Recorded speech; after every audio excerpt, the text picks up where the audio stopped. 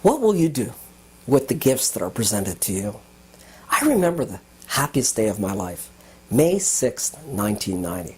That was the day Nicholas was born, my first son. I remember that day so well because it was a very challenging day. My wife was in labor for about 24 hours. At 11:57 p.m., he was born. I went home the next day, actually, and around 1:10 a.m., I'd finished my calls to my parents and to my friends, telling them how happy I was that my son was born. And as I finished those calls, I got a call from the hospital, from a nurse, who said, "Mr. Hill, you've got to get back to the hospital right away. There's something wrong with your son and with your wife." I said, "With my wife? I was just there 20 minutes ago. What could be wrong with my wife?" She said, "Just get here as quickly as you can." I remember running to the hospital. I lived very close to the hospital, so I ran there. It took me about 5 minutes, and I entered the room where my wife was. She was sitting in shock, speechless.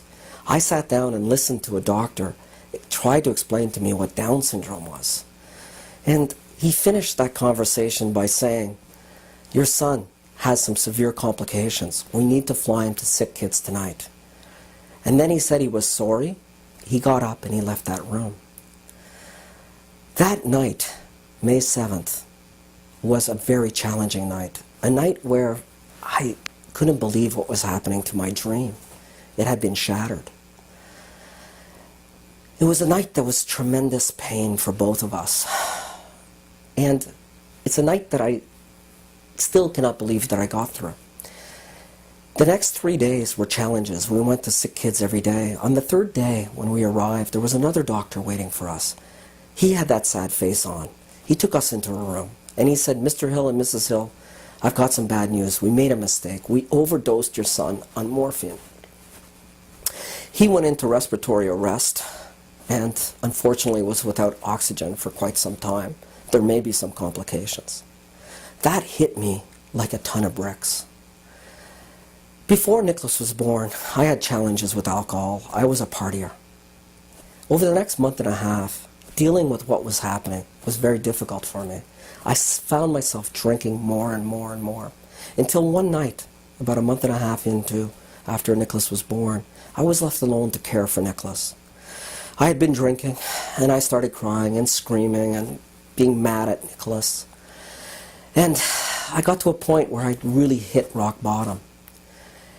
And I remembered what my mother had said to me. She said, "Paul, sometimes bad things happen, but there's always some good that comes out of bad things. It just doesn't show up right away." In an instant, I made a decision. I made a decision to be that father that I wanted to be. I decided that I was going to quit drinking. The next day, I had joined AA. Within a short period of time, within 2 weeks, I'd quit my job and decided that I had to run my own company to make enough money to give Nicholas the care that he needed. And I did so. Nicholas was my gift. My gift because he battled, he survived. Today, he's 21 years old. He's in diapers, he's nonverbal, but he's happy. And Nicholas gave me the gift. He gave me the gift of being able to get through adversity and to take on great challenges.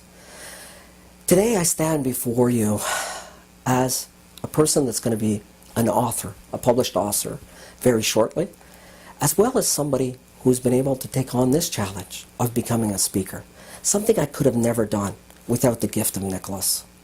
I ask you, what will you do with the gifts that are presented to you?